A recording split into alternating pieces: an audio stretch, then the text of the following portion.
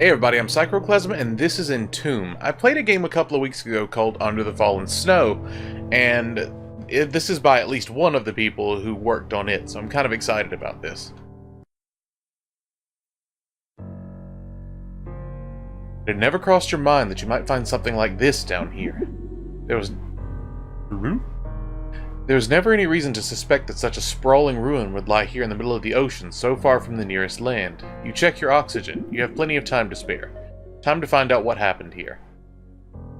Okay, so... okay, that seems easy enough.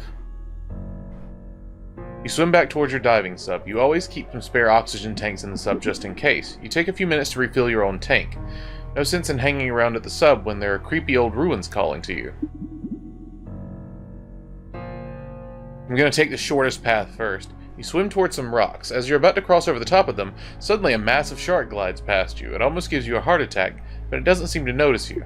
You try to calm your nerves so you don't use up all your oxygen more quickly. Is there an oxygen meter that I haven't been noticing? Oh, is that what's next to the map? Do the bubbles slowly fade? The seafloor is empty at this spot. You can see ruined walls to your north and east. To the south is a huge drop-off into a deeper part of the ocean.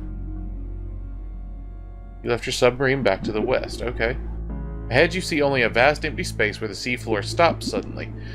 You come to a cliff overlooking the depths. You feel a sense of wonder, but also dread. If you were to explore down there, you might never find your way back up from the darkness. Do it anyway? You can't go that way, okay. Alright, so let's explore up. Ooh. You see a bright coral glowing along the ground. It seems awfully dark for life to be flourishing here, but admittedly, you don't know much about biology. Same.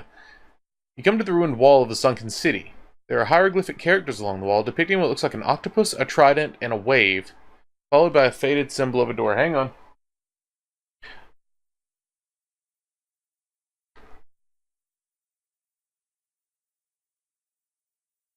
Octopus, trident,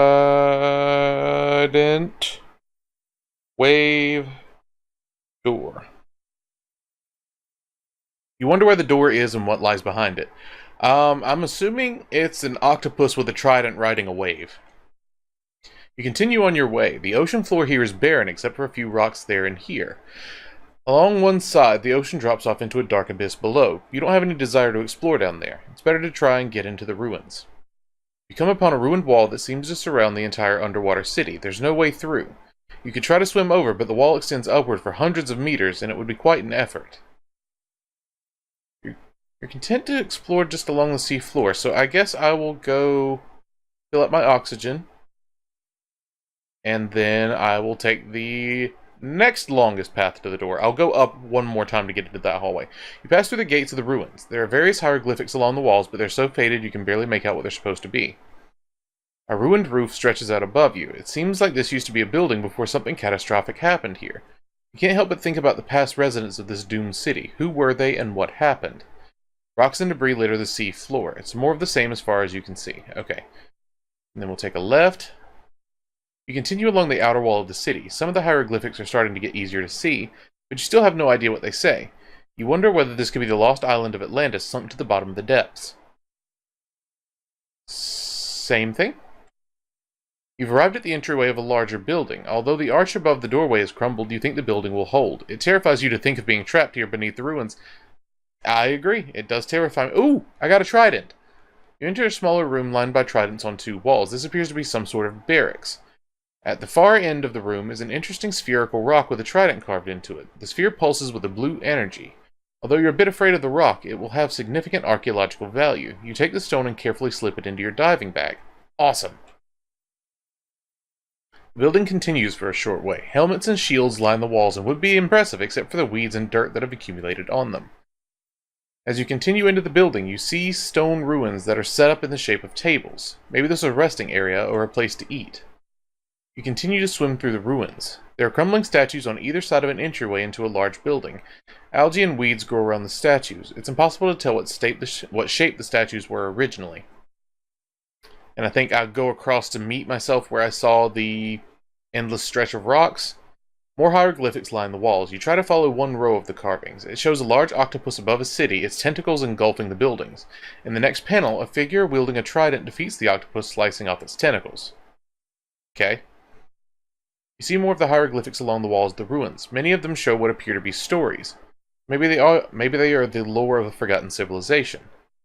You see a few glowing corals along ruined walls. You reach down to inspect it closer, and it stops glowing almost immediately. It seems like it could tell you were there. How interesting. You spot something metallic in the sandy ground. You dig at the ground with your hands, trying to see what it is. After a few seconds of clawing at the object, you discover a broken trident. It's sharp, but will only weigh you down, so you lay it carefully back on the sea floor. A school of ordinary fish swims past you. It's good to see that not everything down here is lifeless. You pass more ruins. They all appear to be the same. There are some conspicuous hieroglyphic characters along a wall depicting an octopus, a trident, and a wave followed by an open door. To the east is an inaccessible building, but you can detour around it if you go north. To the west is a path through the ruins. The water looks a bit murky going that way. South is another path, but the water looks much clearer. Okay, so let's go back this way. The hieroglyphics are becoming more ominous. All of the drawings seem violent in some way or another. The water's become murkier as well. It's quite difficult to see more than a meter ahead of you. The dark water here is very murky and difficult to see through. It's best to just keep going and hope the water clears up. Do octopi have ink? Your flashlight only cuts a very short way into the thick sediments of the water. You feel the water stirring about, but you're sure it isn't from your own movements. You don't know what's down here, but you hope it's just a current. It's an octopus. The murky waters are fading a bit, and you can catch glimpses of movement out of the corner of your eye. Every time you look in the direction of the movement, there's nothing but a trail of sediment. This is really creepy. Let's keep moving towards it. Oh, you come upon an enormous black door. In contrast to the ruins throughout the sunken city, the door is not crumbling or decayed in any way. This seems to be the largest building in the entire ruins. Carved into the door are 3 very large spherical holes. The holes look similar in size to the stone you've picked up. Awesome. Okay, so we need to go back this way. Oh, shit. Very difficult to see anything in the murky waters here. Particles of dirt and other sediments are stirred up in a perpetual cloud. Scattered around the seafloor are I should have just been doing it all like that. Scattered around the seafloor and the nearby rocks are a remnant of pottery. You grab a few pieces and examine them.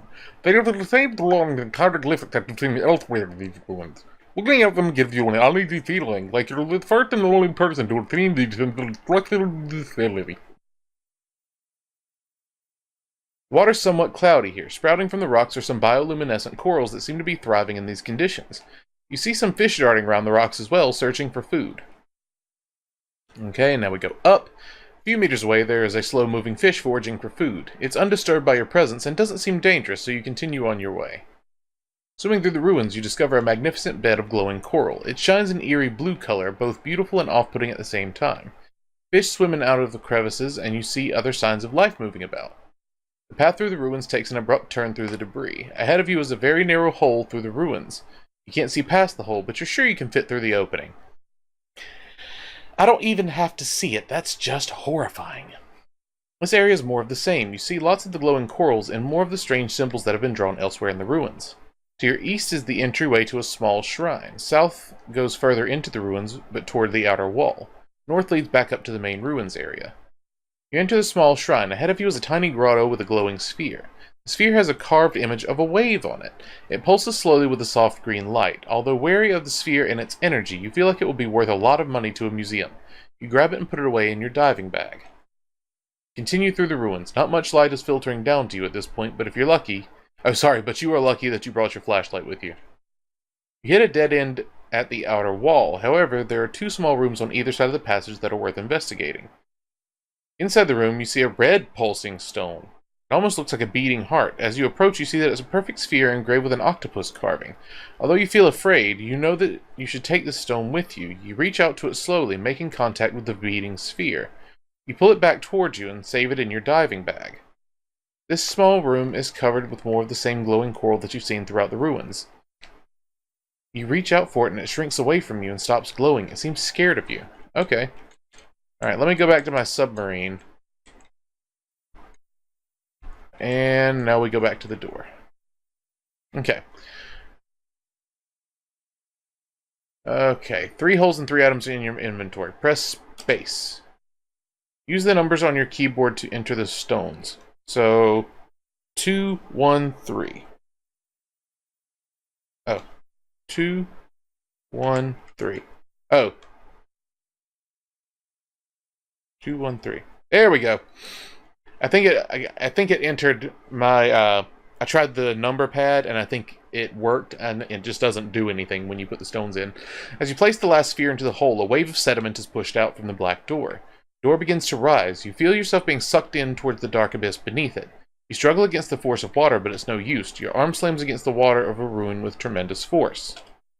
You're almost sure it's broken, but before you can think much of the pain, your whole body is smashed against another wall inside the temple. The water beside you ebbs, and you realize that you've come to a stop on a dry platform within the massive building. You look around in the darkness before realizing you can take off your diving mask and air supply. Your flashlight jumps across the walls, and you can see hieroglyphics covering every surface. Off to your side and beneath you, the water ebbs and flows like the tide. Okay. Uh-oh. Did it freeze?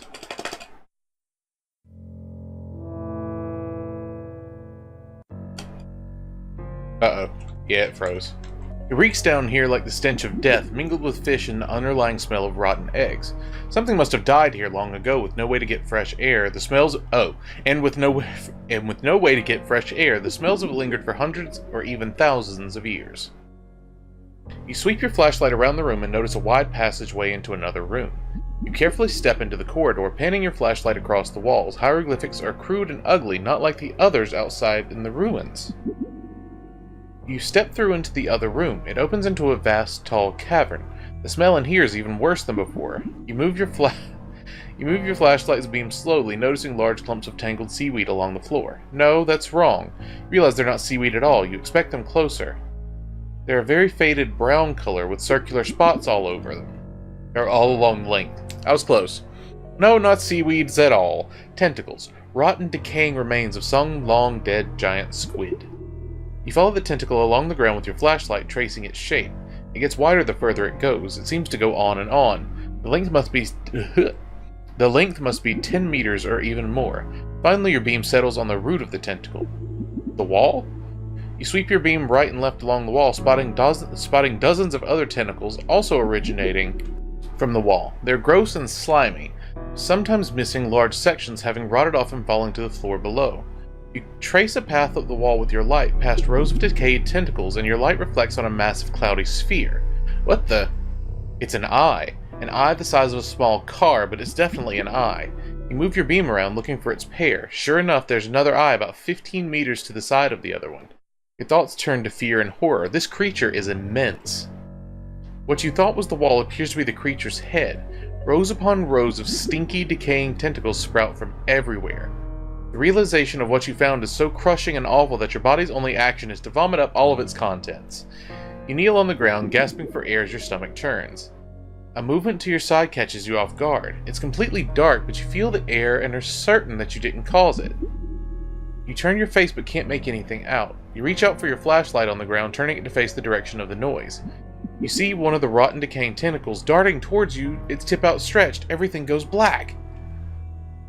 What?!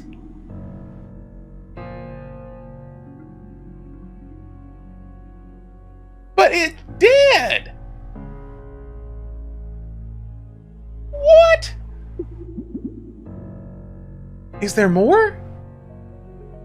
There's no more. It was just creepy story time. That's cool. But I wish there was more. But until the next video, stay safe, take care of yourselves, and I'll see you around. Bye.